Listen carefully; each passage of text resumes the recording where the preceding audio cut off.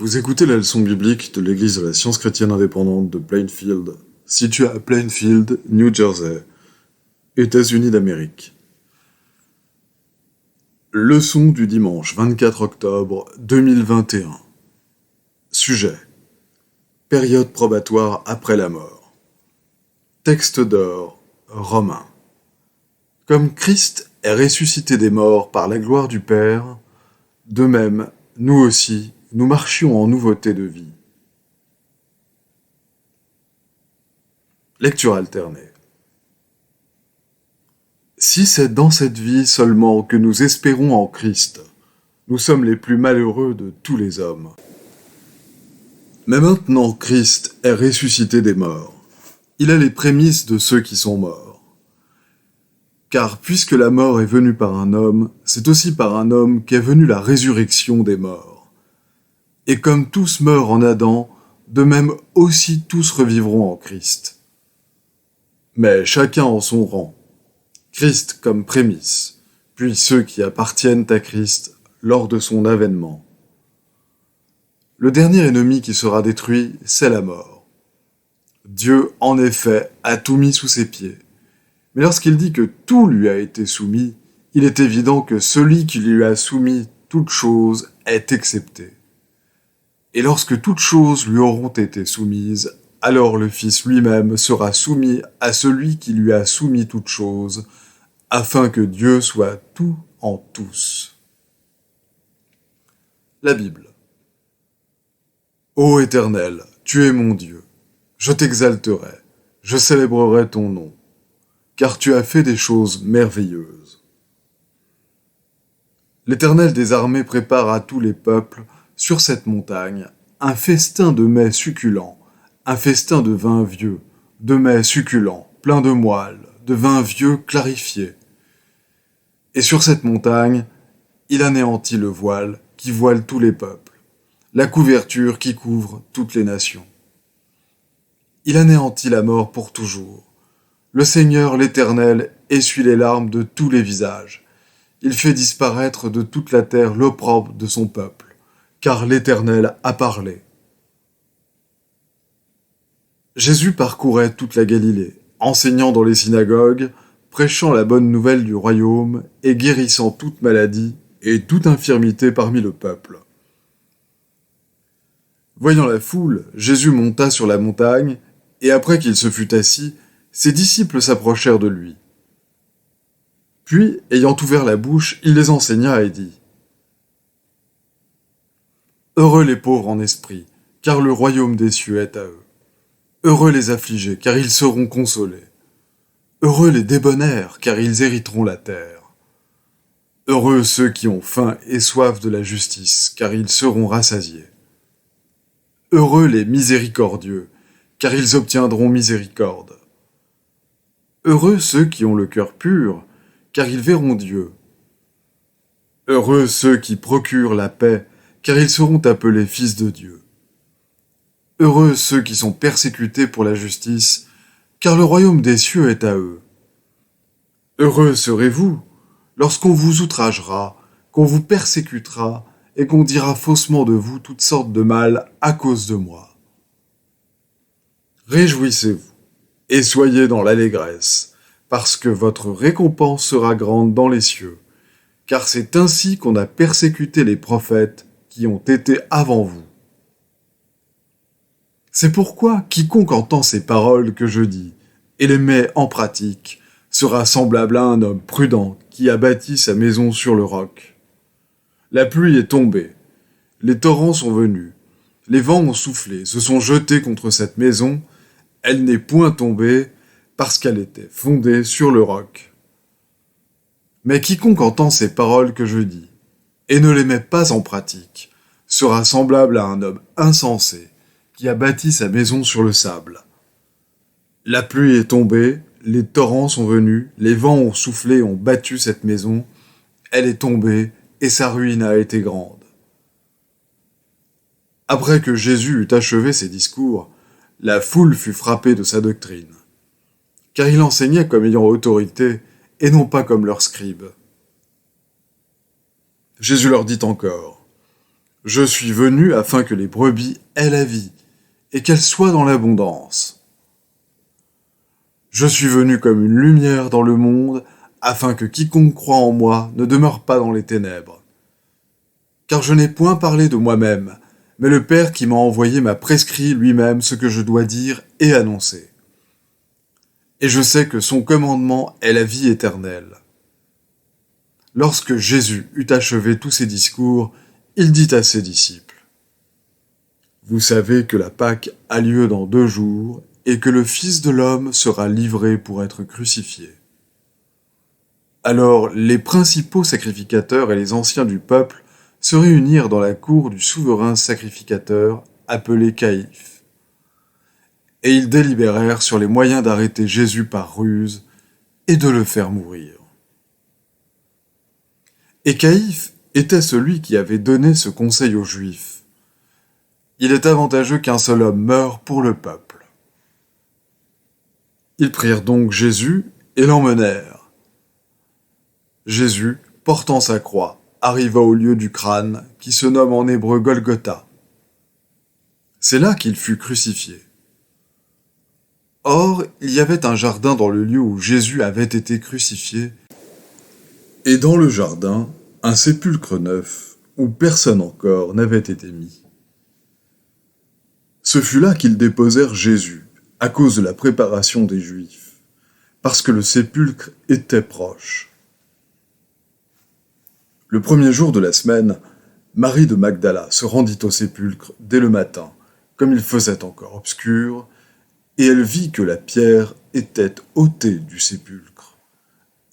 Et elle vit 2 anges vêtus de blanc, assis à la place où avait été couché le corps de Jésus, l'un à la tête, l'autre aux pieds. Ils lui dirent : « Femme, pourquoi pleures-tu ? »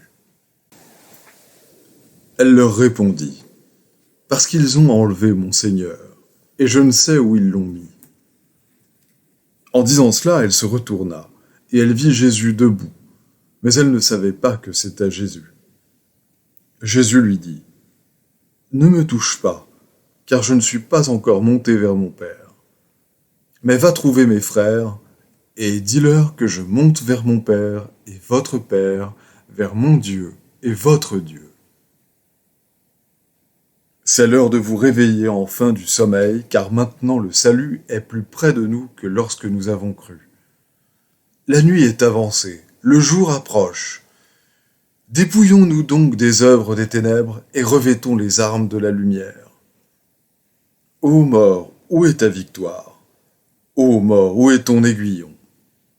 L'aiguillon de la mort, c'est le péché, et la puissance du péché, c'est la loi. Mais grâce soit rendue à Dieu, qui nous donne la victoire par notre Seigneur Jésus-Christ. Ainsi, mes frères bien-aimés, soyez fermes, inébranlables, travaillant de mieux en mieux à l'œuvre du Seigneur, sachant que votre travail ne sera pas vain dans le Seigneur.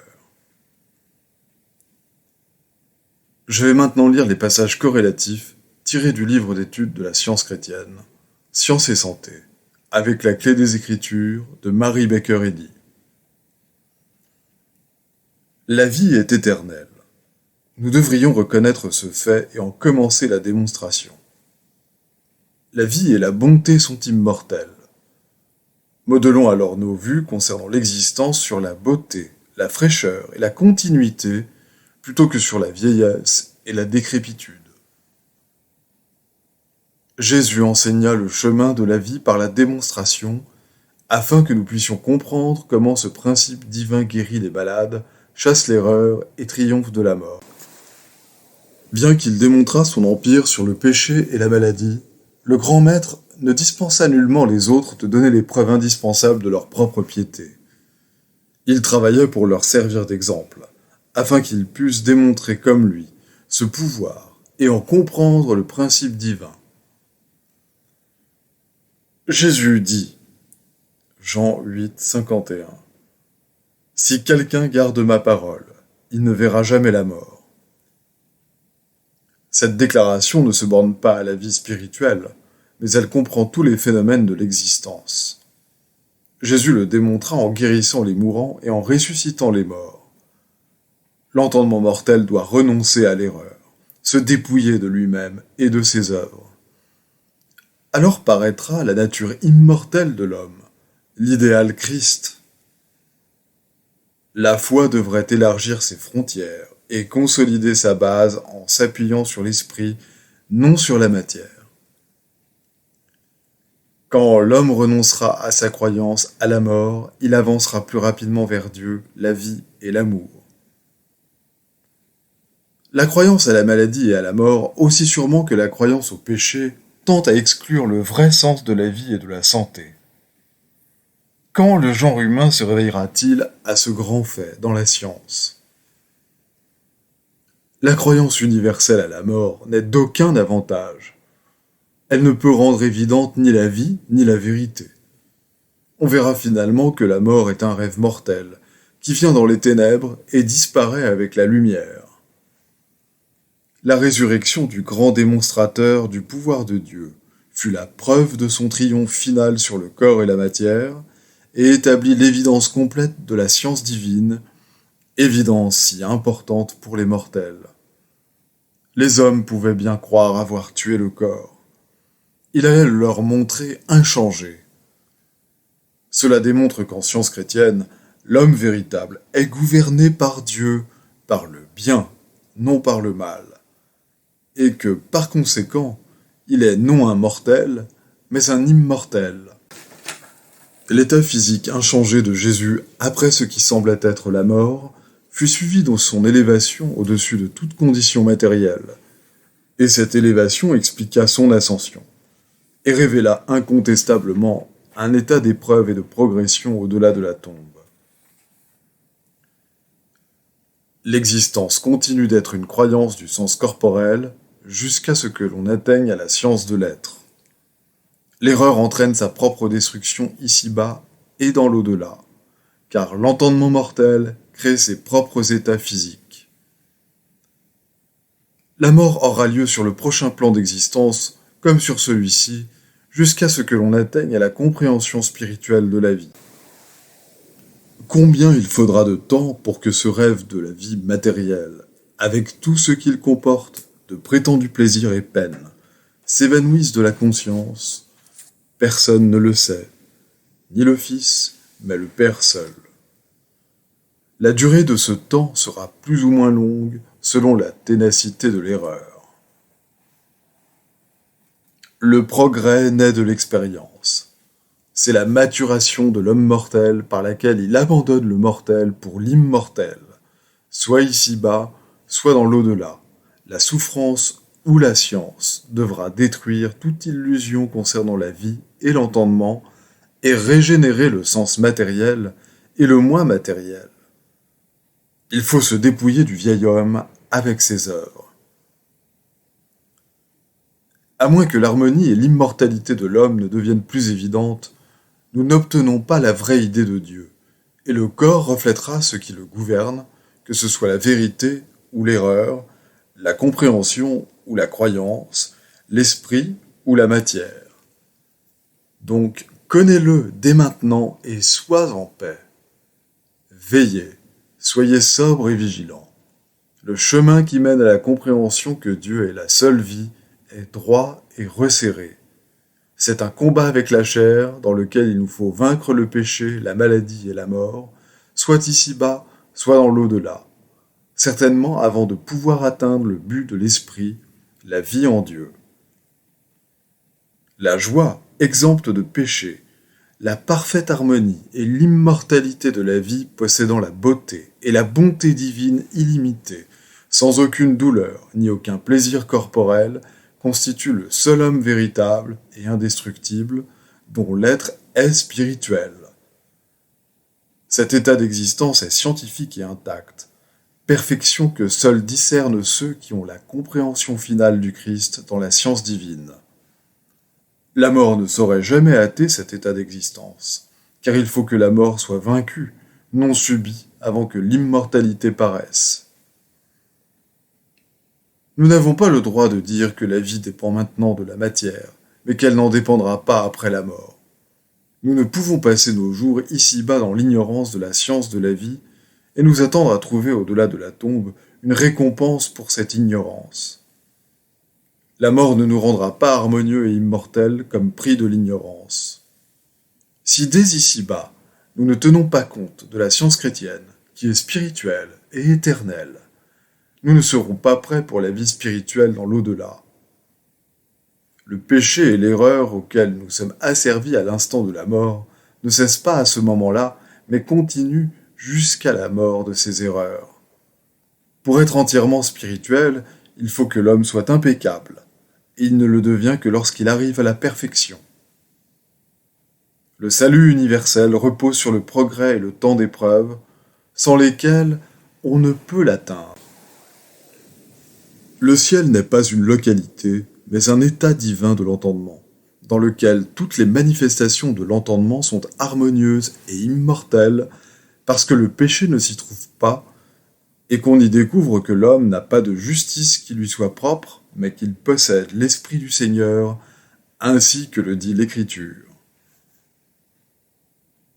Quand nous apprendrons que la maladie ne peut détruire la vie, et que la mort ne rachète pas les mortels du péché ou de la maladie, cette compréhension nous éveillera à une vie nouvelle. Elle vaincra tant le désir de mourir que la terreur de la tombe, et détruira ainsi la grande crainte qui obsède l'existence mortelle. L'être est sainteté, harmonie, immortalité. Il est déjà prouvé qu'une connaissance de ce fait, si minime soit-elle, élèvera la norme physique et morale des mortels, augmentera la longévité, purifiera et ennoblira le caractère. Ainsi le progrès détruira finalement toute erreur et mettra l'immortalité en lumière. Les devoirs quotidiens de Mary Baker Eddy. Prière quotidienne. Il sera du devoir de tout membre de cette Église de prier chaque jour. Que ton règne vienne, que le règne de la vérité, de la vie et de l'amour divin soit établi en moi, et élimine de moi tout péché. Et puisse ta parole enrichir les affections de toute l'humanité et la gouverner. Règles pour les mobiles et les actes.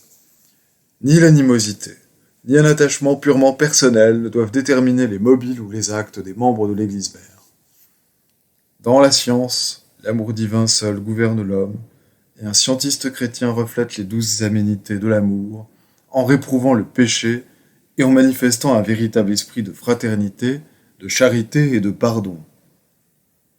Les membres de cette Église doivent journellement veiller et prier pour être délivrés de tout mal, pour ne pas prophétiser, juger, condamner, conseiller, influencer ou être influencé d'une manière erronée. Vigilance face au devoir. Il sera du devoir de chaque membre de cette Église de se défendre journellement contre la suggestion mentale agressive et de ne pas se laisser entraîner à oublier ou à négliger son devoir envers Dieu, envers son leader et envers l'humanité. Par ses œuvres, il sera jugé et justifié ou condamné.